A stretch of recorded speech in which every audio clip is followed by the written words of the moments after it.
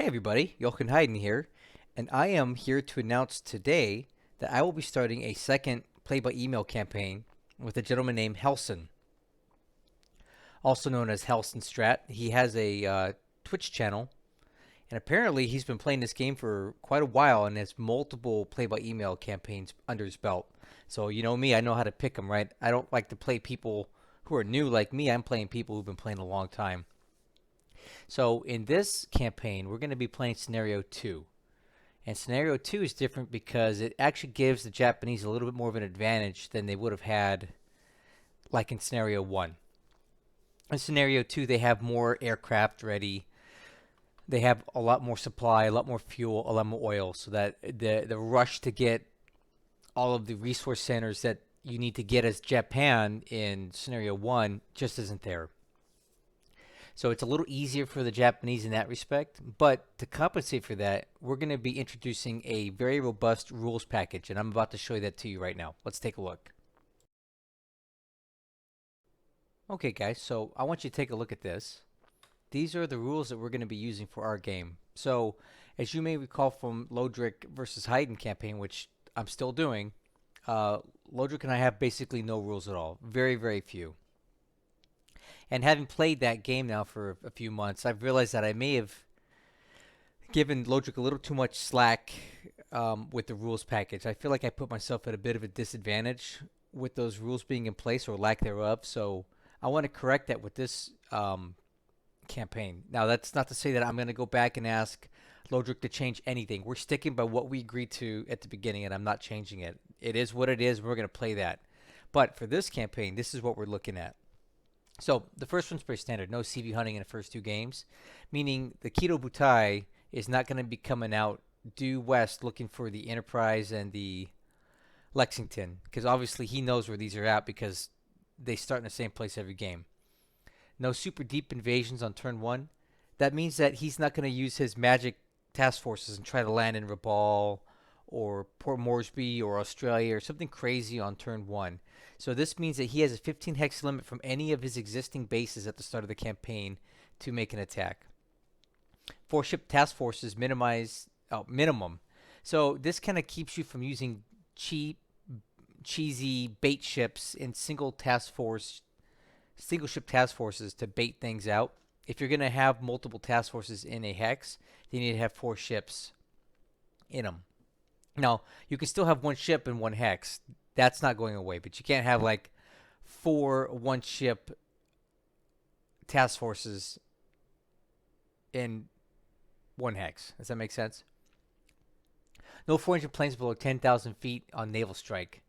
Obviously, that's aimed solely at me because the Japanese don't have any bombers that have 4 engines. I do. This one is a big one that I learned from the Lodric campaign. These are going to be phased altitude caps based on dates, okay? And the reason being is there's a major disparity between aircraft capabilities at the start of the campaign. You may recall from Lodric's campaign that he was flying 31,000-foot sweeps when he knew for a fact I had no planes that could go up there to meet him. So he was automatically going to win the engagement off the bat. Um, we didn't say that we couldn't do that, so Lodric's allowed to do that. I'm not saying that he's cheating. He's not. But this will prevent people from being in the stratosphere on planes that should not be in the stratosphere. Okay.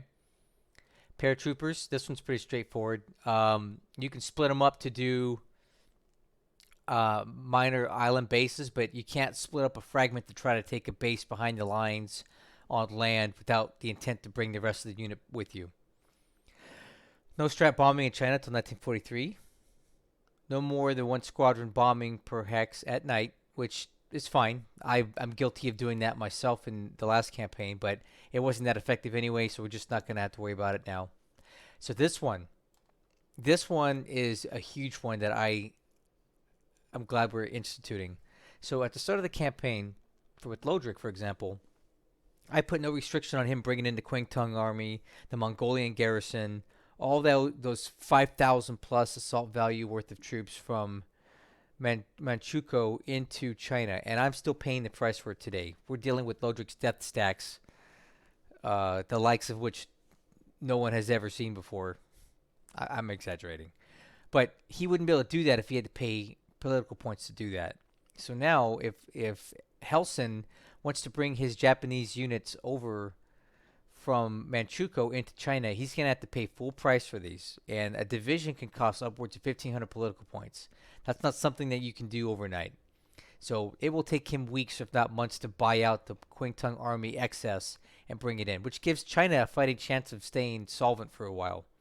And it's the same for me. I can't do that either. Any of my units that are restricted, I'm going to have to pay full price to move them out. Unless they fall into this exception that you see here, that's the plan. No using training to dodge sweeps and ambush bombers. I'm going to be honest with you. I've never heard of this before, but he explained to me that there's a glitch in the game where if you have a training mission up, and there's fighters, right? If he sends a fighter sweep to a base where I have aircraft training, my fighters will not get caught by the sweep. However, if he sends bombers in afterwards, my pilots that are in training can get caught up in the battle and then start shooting at his bombers. So they dodge the sweep and then attack the bombers even though they're training. That's a glitch. It's gamey. It's not allowed. And I didn't even know that was a thing, but now I do and I won't do it. No Jakes on submarines. This pertains to the Japanese players putting Jake float planes onto subs because in reality they could never support those. It's too big. No using reserve mode to avoid multiple movement penalties from air bombardment. Guilty as charged. I've been doing it because there is a price you pay when you do it. You take more casualties, but some consider it gamey so much so that it's a rule now. So I will not be doing that any longer.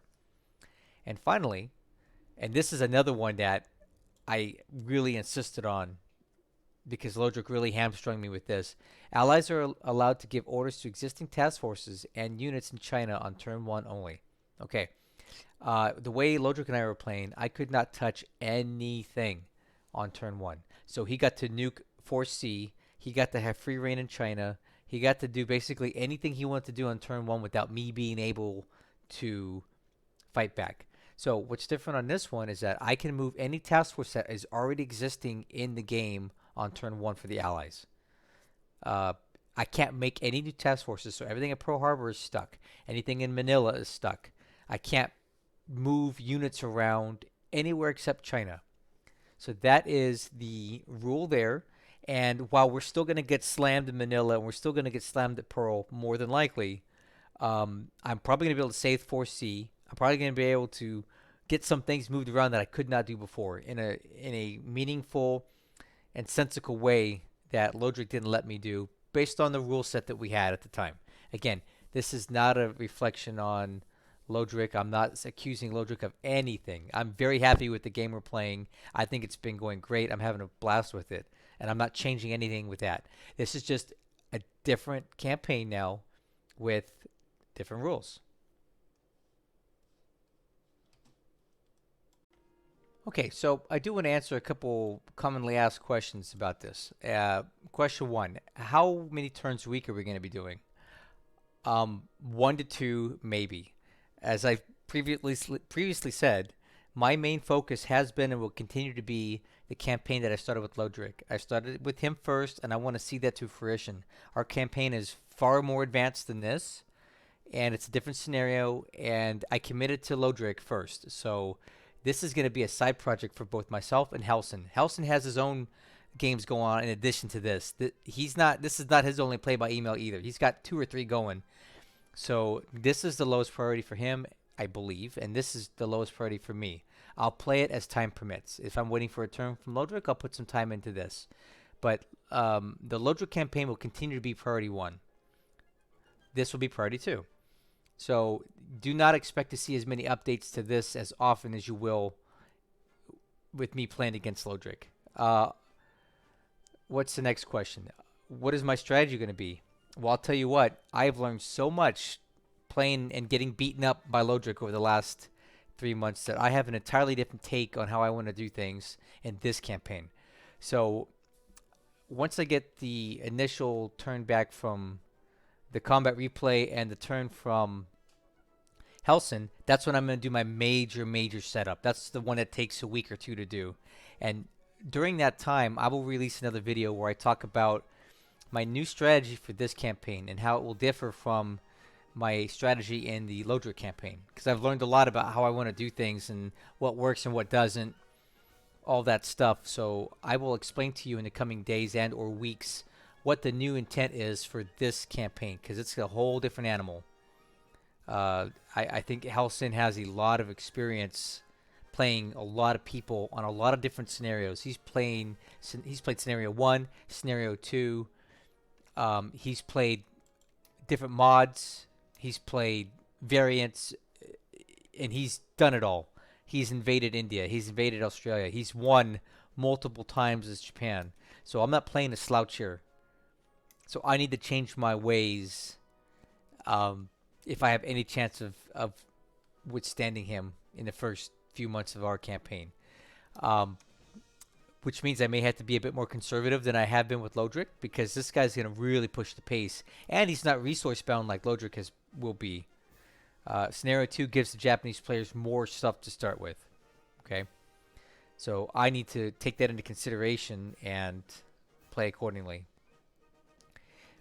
Other than that, if you have any questions about this campaign, please come over to my Discord or ask questions here. I've given Halsin his own channel in my Discord, so you can follow along on the Japanese side for him if you want, or you can come in and follow the campaign from my side. I have separate channels for Lodric and for Halsin, both for me and for them, so we have all the bases covered.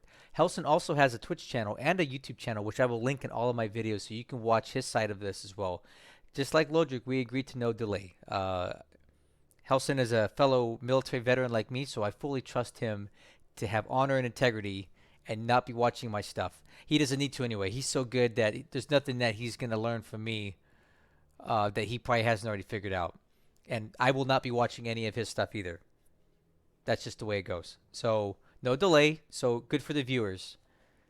Other than that, I want to thank you guys for listening to me talk again. And I hope we put on a great show for you too.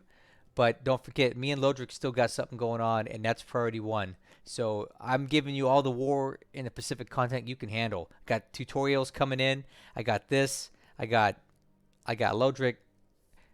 I think I've at my absolute limit cap of what I can do with my time. But I'm really excited about this, so I hope you are too. And I look forward to showing you the next turns as I get them. Take care.